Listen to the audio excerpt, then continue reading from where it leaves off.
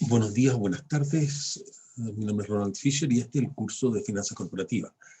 Hemos visto que los controladores de una empresa pueden utilizarla para su beneficio personal, el control para su beneficio personal. Y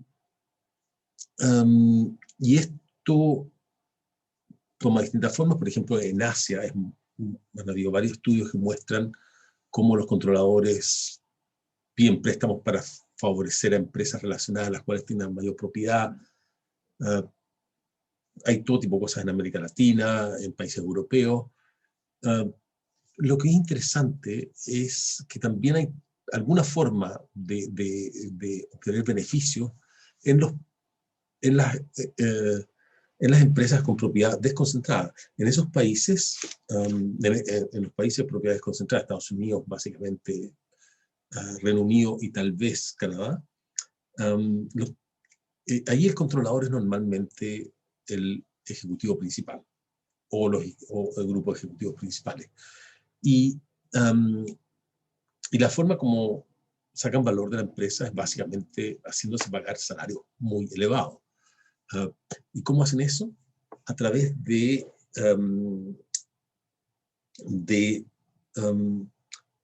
proponer ellos un cuerpo de directores, y ese cuerpo de y como nadie más normalmente, a menos que haya activismo de inversionistas, no hay oposición a este grupo de directores, y como los directores sienten una cierta dependencia con el ejecutivo principal que los nombró, están dispuestos a pagar un salario bueno. O tiene cierta, no pueden imaginarse la empresa sin este ejecutivo, y por lo tanto los puede amenazar con que si no le pagan más, va a irse la empresa. Y por eso hemos visto ejecutivos que se pagan cientos de millones de dólares, digamos, salarios que son mucho más altos que el resto de los países del mundo, digamos. Especialmente en aquellos países en que hay un controlador. Ese controlador no le quiere un controlador, digamos, una familia controladora, pero no hay propiedad dispersa. Ese no le quiere pagar tanto a los ejecutivos. Le quiere pagar lo suficiente para traer un buen ejecutivo, pero jamás le va a pagar lo que se paga en los países de propiedad dispersa, a menos que, y ahí está la parte importante, a menos que haya medidas para frenar eso. Y existen medidas.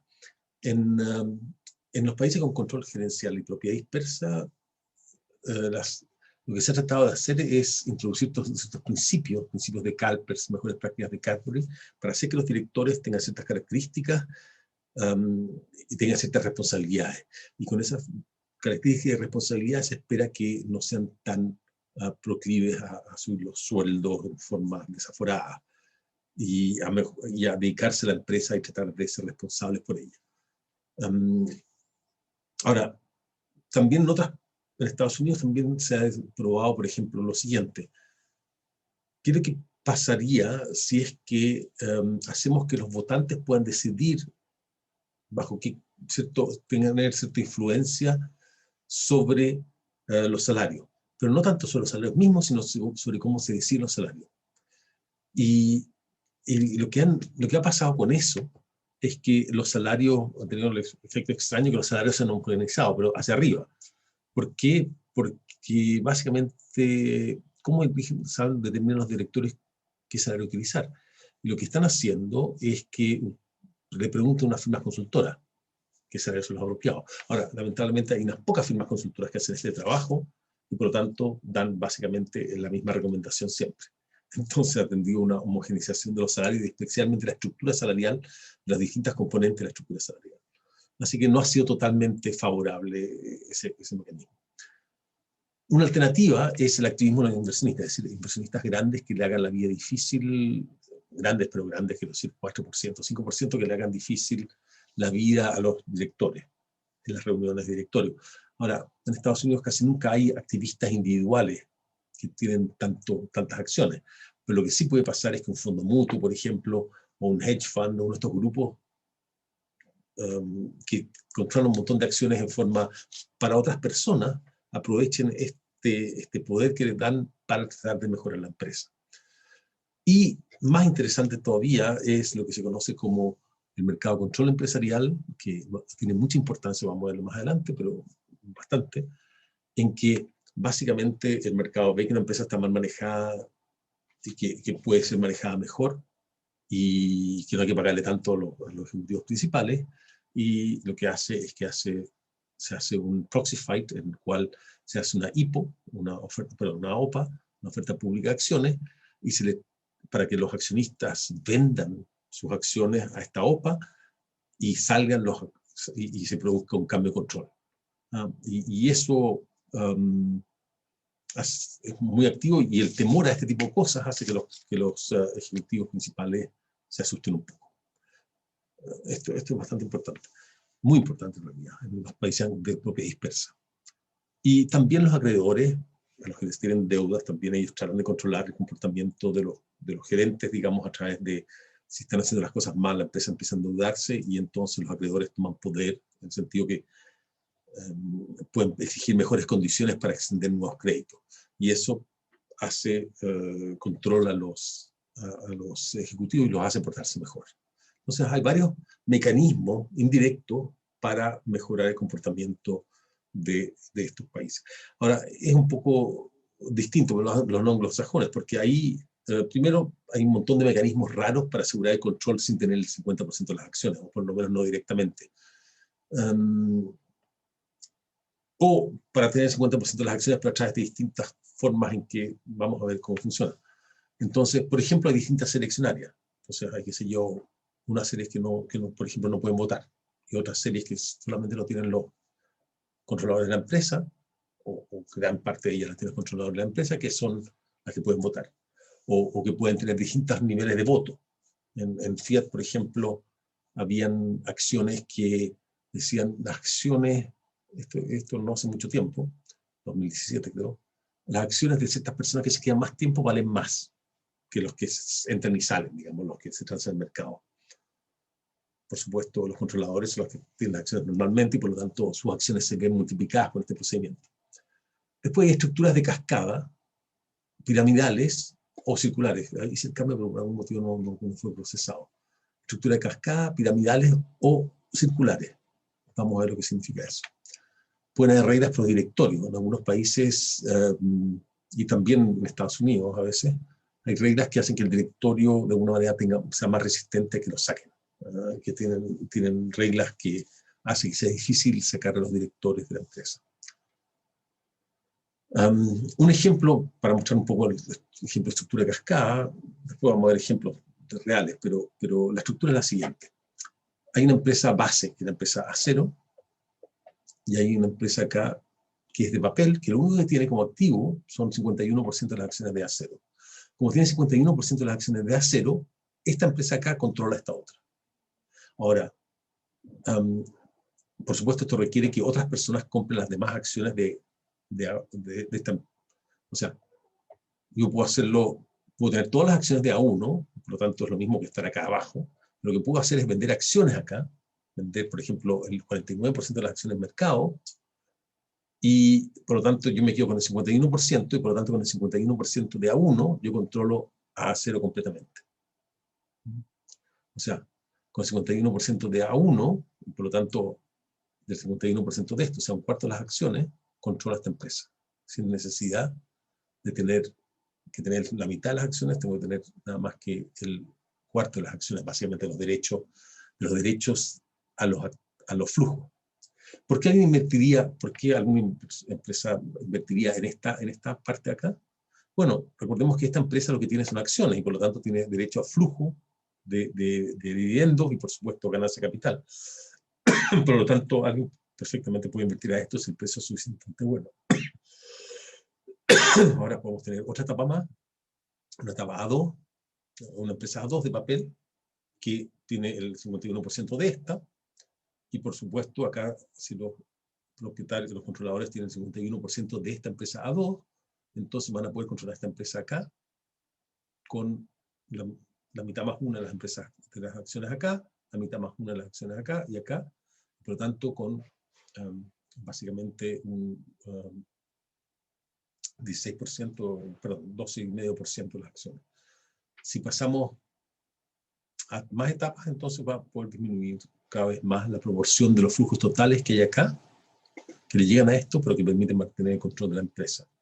O sea, en principio uno podría controlar la empresa con básicamente un porcentaje casi cero de la propiedad final de esta empresa. Por ejemplo, con n igual 3, uno puede controlar una empresa con más o menos un 6.7% de las acciones. 6.3, tal vez está marcado.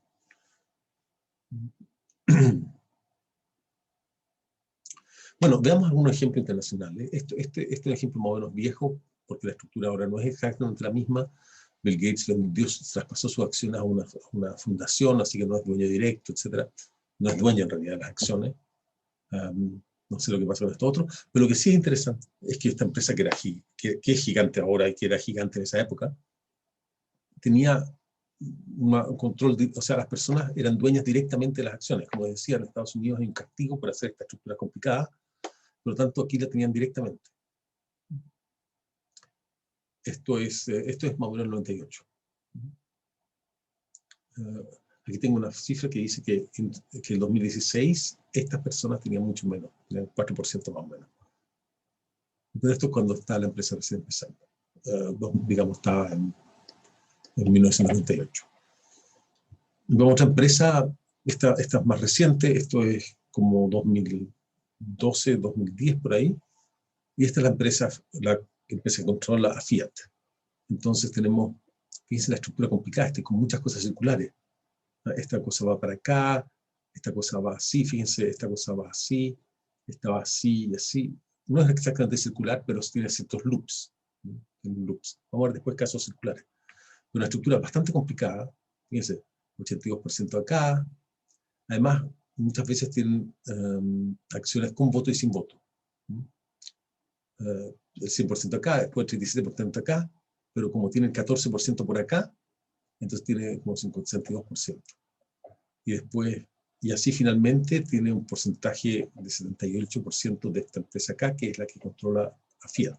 Ahora, esto cambió posteriormente y en 2013 Fiat se compró, básicamente se fusionó con Chrysler, y ahora Agnelli, en realidad esto debería ser una I chica, no una Y, lo corregí, pero también no lo procesé. Agnelli, esta empresa básicamente se trasladó a Holanda con una empresa que se llama Exor, una empresa de papel que se llama Exor, que es el holding que tiene,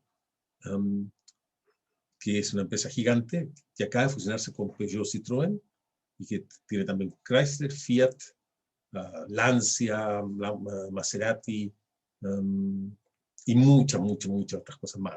Un conglomerado gigante, realmente gigante.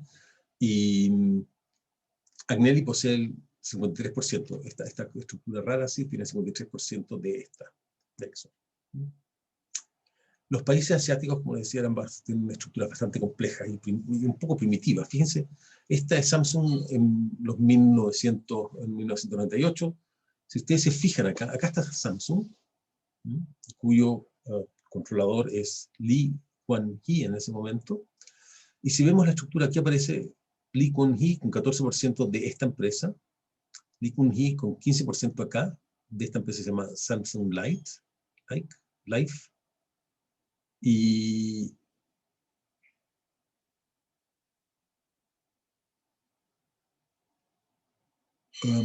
y así, todas estas empresas tienen Lee Kun-hee aquí, Lee Kun-hee acá, Lee Kun-hee acá, Lee Kun-hee acá, Lee Kun-hee acá, Lee Kun-hee acá, de acá a acá. Y así tienen propiedades de distintas empresas y esas finalmente controlan a Samsung Electronics. Esto cambió después. Entonces, esto es el análisis que hace Credit Suisse de la estructura de control de Samsung el año 2014. Son las mismas empresas, pero ahora están ordenadas con los cross-holdings, es decir, fíjense la circularidad de las cosas. Una raya va por acá, pero después se da vuelta y va a la dirección contraria, y así controlan la empresa, porque las filiales también tienen acciones de la empresa original. Entonces, con una proporción muy chica, uno puede tener un control de una empresa. Este estudio lo hizo Credit Suisse en 2014 porque tenían que entender qué es lo que iba a pasar en Corea, porque Corea había cambiado después de una serie de escándalos y de que la familia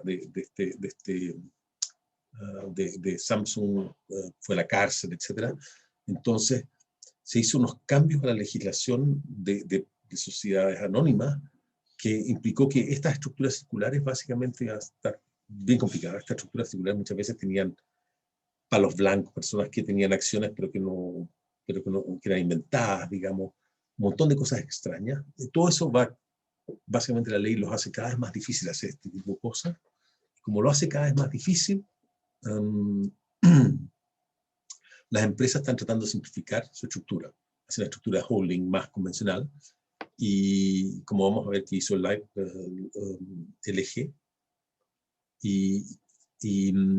entonces Credit Suisse está tratando de entender cuáles serían los efectos de que hicieran esta cosa, porque eso iba a significar vender algunas cosas, comprar otras cosas, y por lo tanto iba a tener efectos sobre los mercados.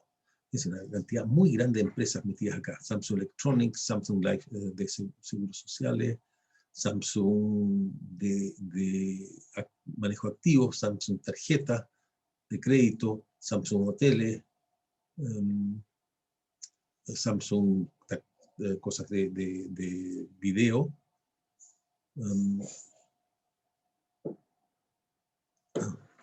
Samsung Chemicals, de barco, ingeniería, industria pesada, etc. Tenía una cantidad enorme del mercado coreano. Esta es la parte básica, más fundamental de Samsung. Las principales, digamos, y aquí vemos las propiedades cruzadas, como se van las flechas para todos lados, digamos. Por ejemplo, hay una flecha que va para acá, Samsung Card, Samsung, fíjense, esta es la familia que tiene, la familia tiene propiedad acá, y eso tiene propiedad sobre Samsung Everland, pero eso, a su vez, esta familia tiene propiedad por acá, por ejemplo. Fíjense, tiene 0% de las acciones normales y 19% de las acciones de control. Acá tiene 1.4%, pero esta tiene 1.5% acá, tiene un 4.1% acá. Samsung Electronics, y esta empresa tiene directamente un 4.7% de esta. Samsung Electronics tiene un 23% de esta, un 19% de esta, pero esta a su vez tiene un 7.2% de esta y un 8% de esta. Y estos tipos tienen un 21% de Samsung Life Insurance, que tiene un 7.2% de Samsung Electronics. Entonces tenemos 7.2, más 4.7, más 4.1. En Samsung Everland tiene un 46%, a través de todas las formas, y etc. Entonces controla esta maraña de cosas así a través de todos estos cruces y cosas extremas. Ahora, como decías, Credit Suisse cree que esto se va a transformar tal como lo hizo LG, y LG tiene una estructura mucho más simple. ¿Se fijan? La estructura es básicamente uno tiene un holding y ese holding cuelgan las cosas. Y algunas de esas empresas tienen a su vez empresas que cuelgan de ellas, pero siempre es como una cosa como tipo rama, que es mucho más simple entender y comprender y evaluar también. Entonces la familia Q, que es propietaria de LG, tiene LG Internacional y tiene además LG, que es la holding company. Después tiene un montón de empresas que son privadas, digamos, que no transan en bolsa. Y después una serie de empresas que transan en bolsa, pero fíjense cómo cuelgan de una forma muy sencilla, y cada una de ellas tiene más o menos un 30 y tantos % de las acciones, y con eso supongo que puede controlar las empresas, porque el resto está bastante disperso. Y ahí también LG Electronics tiene también 2 divisiones que son subsidiarias, y esa es la parte importante. Es una estructura mucho más simple a la que Credit Suisse cree que Samsung va a atender. Y nada más que para mostrar algo que pasa de China, digamos, esto es la estructura de control de Tencent, que es la segunda empresa más importante de China. Tencent tiene dos series de accionistas, serie A y serie B, y o sea, son los propietarios de esta cosa acá, que está instalada en las Islas Caimán, y esa tiene una división que se llama Tencent Music Entertainment Hong Kong, que tiene divisiones en las Islas Caimán, y finalmente estos llegan finalmente a una cosa de música, Shenzhen, y esta es la parte que está en China. Esta es la parte que está en China. esta estructura acá es una estructura de papel que está antes de llegar a China, digamos, que son papeles que son propietarios de todas estas cosas, o por lo menos controladores de todas estas cosas. Y aquí está Tencent Music Shenzhen. Bueno, esa es la estructura entonces en el mundo. Vemos que en Estados Unidos es muy simple, y en el resto del mundo son unas estructuras complicadísimas en que no se entienden mucho en algunos casos, pero que han avanzado normalmente debido a la presión de cambio legislativo hacia estructuras mucho más simples, mucho más limpias y que se entienden mucho mejor lo que está pasando. Eso no es en todos los casos así. Por ejemplo, en países un poco menos sofisticados, en el sentido que son más pobres, etcétera, menos ingresos. Filipinas, por ejemplo, las cosas son de estas complicaciones que habían en Samsung, digamos, y que probablemente van a desaparecer. Bueno, eso es lo que quería decir en esta sección, que es relativamente corta, y con esto terminamos.